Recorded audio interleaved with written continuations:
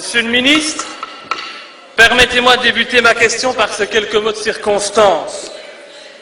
Congolais, Congolaises, combattants de l'indépendance, nous avons connu les ironies, les insultes, Madame Lallieu, les coups que nous devons subir matin, midi et soir parce que nous étions des nègres. Nous avons connu que la loi n'était jamais la même selon qu'il s'agissait d'un blanc ou d'un noir. Qui oubliera les fusillades où périrent tant de nos frères, ou les cachots où furent brutalement jetés ceux qui ne voulaient pas se soumettre à un régime d'injustice, d'oppression et d'exploitation. Ce discours, Monsieur le ministre, vous l'avez reconnu, c'est le discours de M. Lumumba en 1960 lors de l'indépendance du Congo. Et pour avoir osé dire cette vérité, il sera assassiné et tout laisse à croire que notre pays a sa part de responsabilité. Il avait pourtant raison, M. Lumumba.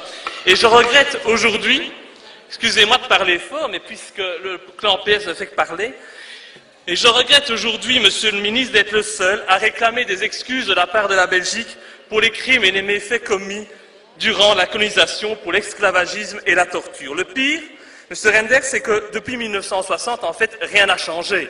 Le Congo est toujours une colonie belge, une colonie de la communauté internationale. L'injustice y est toujours omniprésente et les opposants sont toujours opprimés par le pouvoir en place. Notre pays, lui, continue, par votre voix, par celle de M. Di Rupo, à honteusement soutenir un président fantoche qui a été placé à cette fonction par le grand Manitou du MR, votre ami, même si je ne sais que ce n'est pas le cas, Louis Michel, qui aura fait fortune sur le dos de la misère du peuple congolais. Alors, pendant que la Belgique favorise ses intérêts financiers, eh bien, le président Kabila, lui, assassine et affame sa population. Alors, ma question va être très claire, Monsieur le ministre.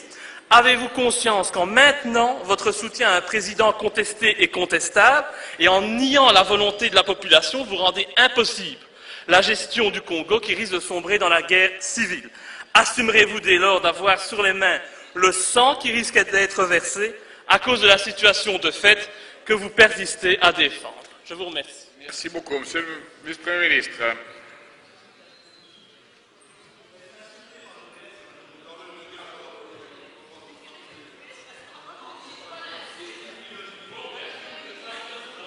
La parole est au vice-premier ministre et ministre des Affaires étrangères.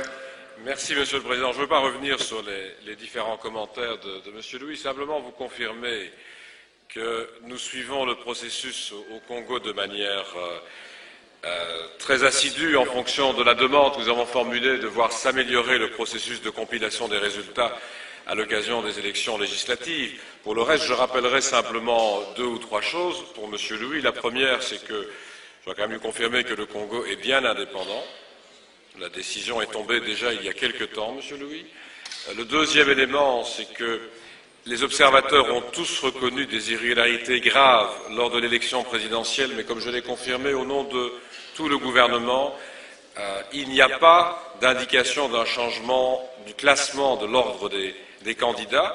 Et 3, c'est la raison pour laquelle le Premier ministre a tenu, comme je l'avais fait déjà, à féliciter l'ensemble des forces congolaises, je le rappelle, pour leur participation au processus électoral et a tenu également à signaler au président Kabila que nous souhaitions poursuivre nos travaux en faveur de la population congolaise. Pour le reste, il n'y a aucun soutien en particulier à un régime ou à un autre. Il y a toujours la même volonté de tenter de faire progresser le processus démocratique au Congo comme ailleurs et de tenter surtout d'aider une population qui en a bien besoin dans un très grand nombre de domaines. Mais je le répète, Monsieur le Président, je ne vais pas revenir sur les autres remarques de Monsieur Louis, qui, à mon avis, je parle de vos remarques, n'ont pas beaucoup de place dans une assemblée comme la nôtre.